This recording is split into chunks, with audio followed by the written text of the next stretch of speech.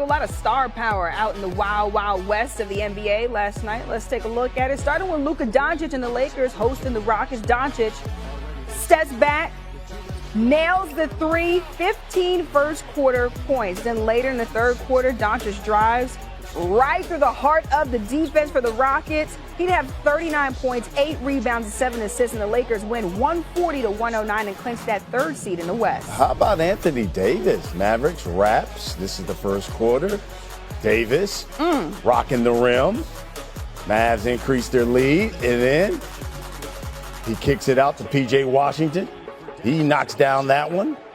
And then how about some defense? Rejecting that one. 23, 12, 10 assists, 7 blocks for AD. Nikola Jokic and the Nuggets at home facing the Grizzlies. Jokic zips a pass to Peyton Watson for a dunk. Nuggets cuts the deficit to 10. Then Jokic gets the rebound, gets it to Russell Westbrook, gets it back for the easy basket. Jokic will have 26 points, 16 rebounds, and 13 assists. Nuggets win it 117-109. How about the Beard Clippers taking on Sacramento Kings? James Harden laying it in, that lovely left.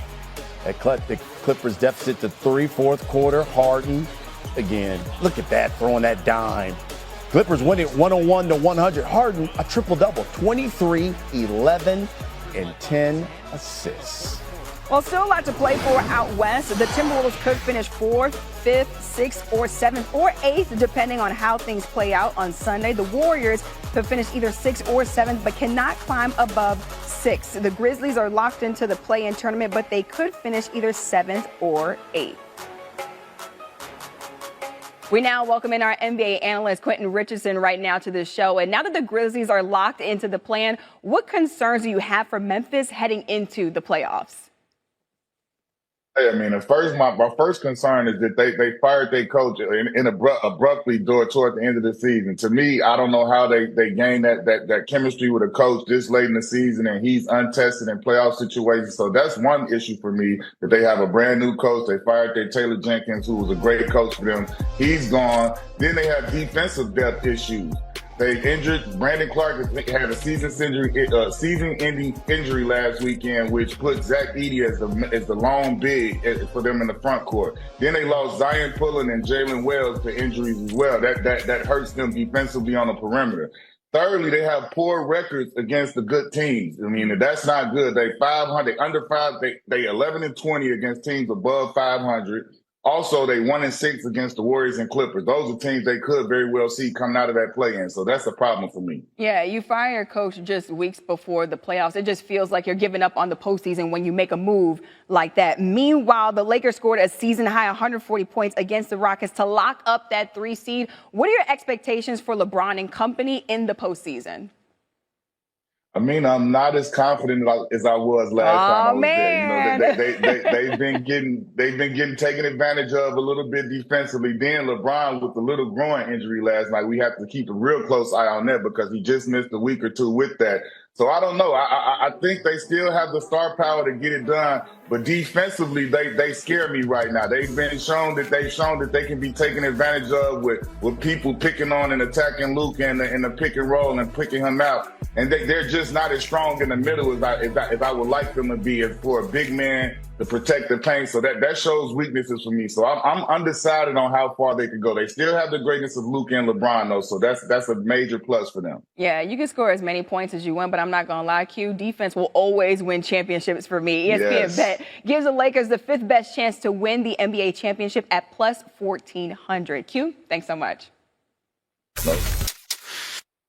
Oh, just one of them days, folks, but we're going to make it a good one on this Friday Eve. All right, Marcus, how far will LeBron and Luka take this Lakers squad? I got him coming out the West. Let's be frank. Adding Luka Doncic really changed it. LeBron can come off the ball. Austin Reeves is playing really, really well. I don't know why you're looking like that. Yeah. I don't know why you're looking like that. I mean, just like that. Luka Doncic just did it. That. He just did it. Okay. He just did it. Okay. And now he adds arguably the greatest player that ever played the game. Arguably the highest IQ player that ever played the game.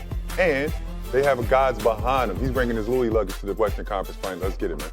There's nothing that I'm questioning as it pertains to Luka and LeBron and what they bring to the table, that experience, their greatness, no doubt about that. And Austin Reeves has looked absolutely phenomenal. No question about it. I think he's looked like the best third option in the NBA over the last couple of months. The reason why you took me aback with your comment, and welcome to the show, by the way, my brother, but the reason why you took me aback was because I'm like, we just going to ignore what we're seeing from Oklahoma City?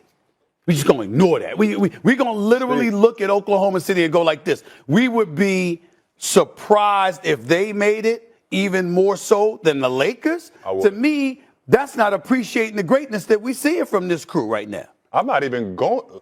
I wouldn't even say OKC was next. I would say the Clippers. What? I would go as far as say the Warriors over OKC. What has OKC done outside of the regular season?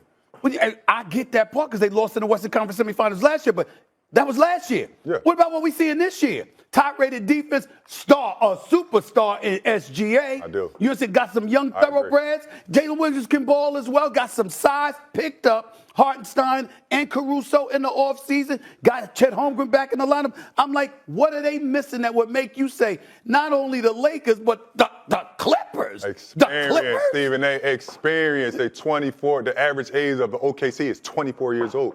Who's been to that mountaintop? Who's been to that mountaintop? Who's been through adversity on OKC? I got who's been there? I'm asking you, who's been there? I understand that there's plenty of people that haven't been there and get there the first time and handle their business. I think this is going to be on the first time for them. But we got to get Perk up in here. But Perk want to get at you. Go ahead, Perk. Speak up, bro. No, I didn't hear it. I took my ILB out my ear. You should have been listening, sir. You should have been listening. I took, hold on. I took my ILB out when he said that the Lakers going to the NBA Finals, so I didn't hear the rest of it. It was just real. I didn't want to hear the nonsense.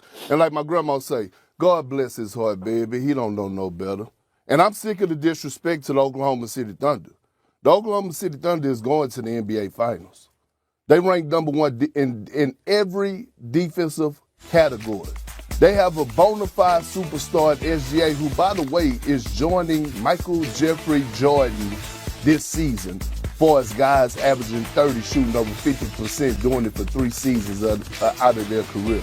They have a dynamic duo, a tandem, in Isaiah Hartenstein and Chet Holmgren. Chet Holmgren, by the way, who I call the white version of Kevin Garnett. His skill set is so underrated, it don't get noticed. And here's the most important thing.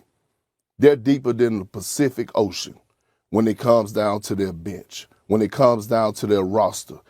Every single guy on that team slide those puppies defensively. It's not one liability when you go to look at their starting 5 to their bench. This is what OKC does. They hang their hats on the defensive end. They don't care about making missed shots. They don't give a damn about that. But they got guys that can step up and make shots and have big nights. And I'm talking about the others. Just the other night, Isaiah Joe, he goes for a career high. He dropped 31. About a month ago, you have Aaron Wiggins drop a 40-piece wing dinner, all flats. And so when I think